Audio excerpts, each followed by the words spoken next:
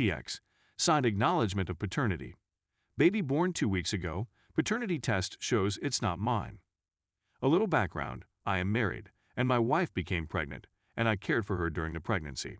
I was also at her side for the birth. She's a doctor, and she speaks a lot about her male nursing assistant, who tells her bizarre things.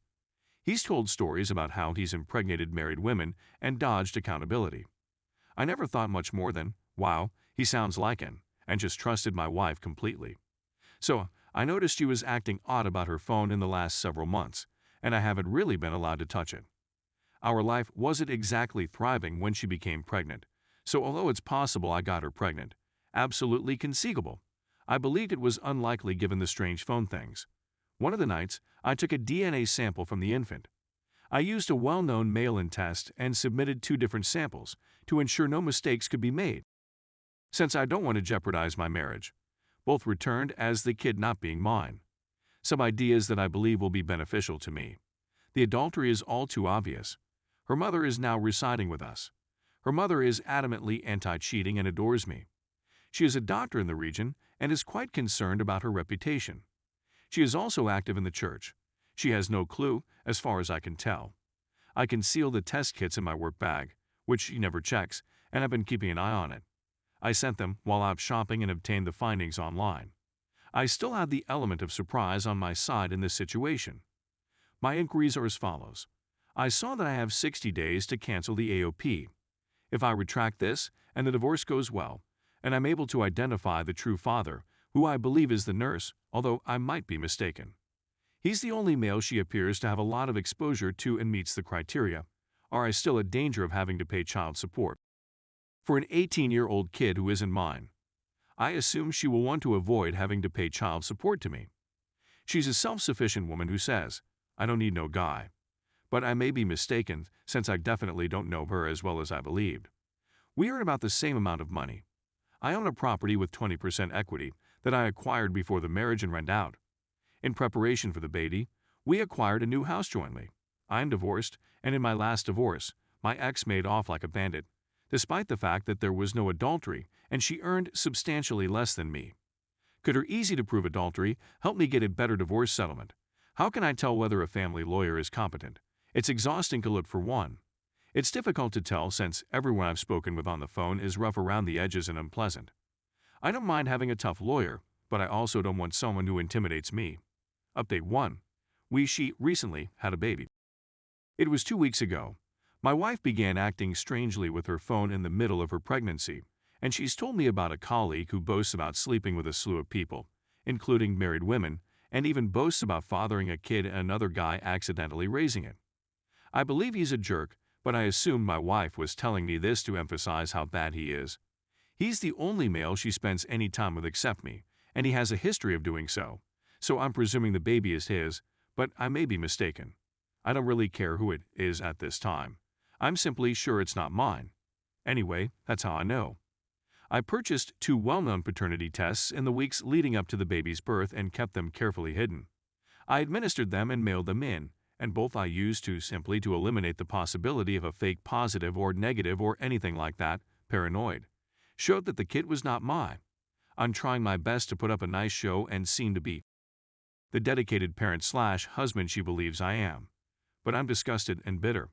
I have a great desire to get ahead of this since I have already been divorced and also cheated on in that marriage. Amazing. I'm kind of numb to it now, and the ex-wife told everyone that I cheated on her and that she was the victim. And it turned into a huge mess where most people still don't believe me, and she told everyone that the screenshots I had proving it were photoshopped/generated, and she generated her own, as well to make it look like I was some woman who doesn't exist. It's because I believed she was a wonderful person and gave her the benefit of the doubt. Instead, she became unhappy that she had been discovered and instantly informed everyone that I had cheated instead of her, and it became her word against mine. I don't believe it will happen here, since there is a kid who established the adultery, but I'm still wary. Given the severe scenario in which I've been misled for over a year, would it be fair for me to summon both of our families and closest friends and face her with witnesses, paternity testing, divorce papers, and a packed bag? I simply want to make sure that nothing is miscommunicated to anybody. To be quite honest, I don't care whether the attendees think I'm being immature or petty. Miscommunication has already harmed my reputation, and many people I considered close friends believe I cheated on my ex when she cheated on me and would never speak to me again. Her family is nearby, so I believe she will be able to remain with them after the event, but at this point, I've had my image wrongly destroyed once in my life by a very evil individual. I don't want that to happen again, and I'd be lying if I said I didn't think her actions should be branded. Edit. I see what you mean. I'm too enraged to think clearly. More than half of those who have commented believe this is trivial, which is why I asked, and I'm going to side with those who aren't emotional wrecks right now. I intend to go with the party as usual, and as soon as the last person departs, I will pack a bag for her and the baby, as well as supply her with a printed copy of the paternity test and divorce papers. I do intend to SMS everyone who attended what happened as they left the following day, along with a photo of the paternity test. Regardless matter what Reddit thinks, I'm performing this part 100%. The family reunion is already planned at this time. I stupidly suggested this during an emotional bout. Sorry to miscommunicate that. I'll put up with it to avoid alerting her to the fact that I'm aware of it. I still want to maintain the element of surprise.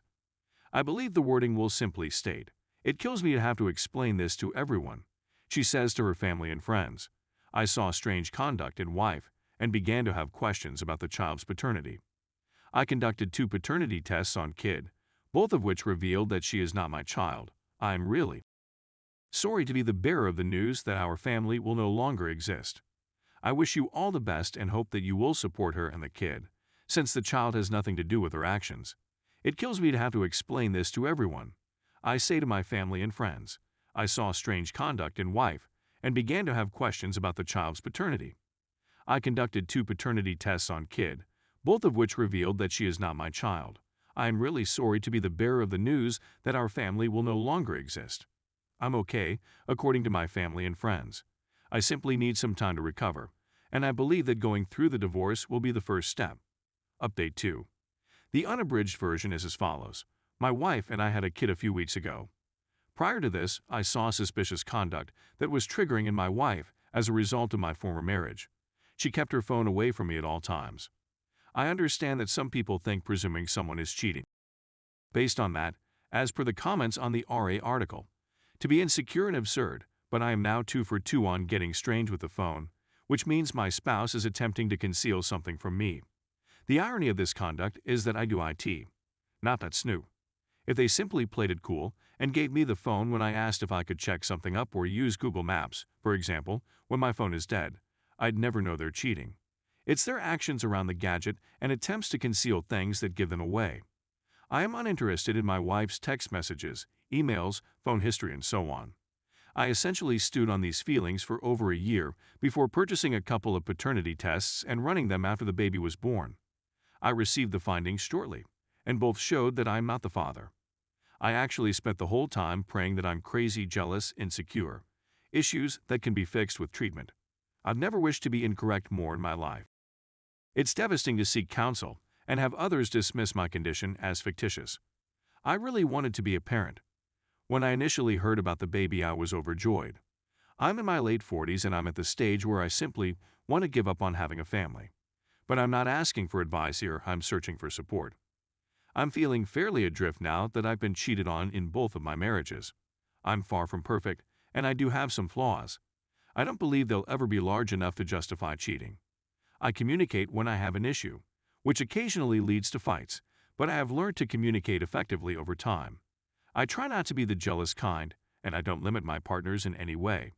Me being jealous and controlling isn't going to stop a cheater from cheating. I tell everyone I've dated or married. If the individual cheats, I'll most likely find out and deal with it then. Having said that, it's difficult not to acquire some trust concerns following this.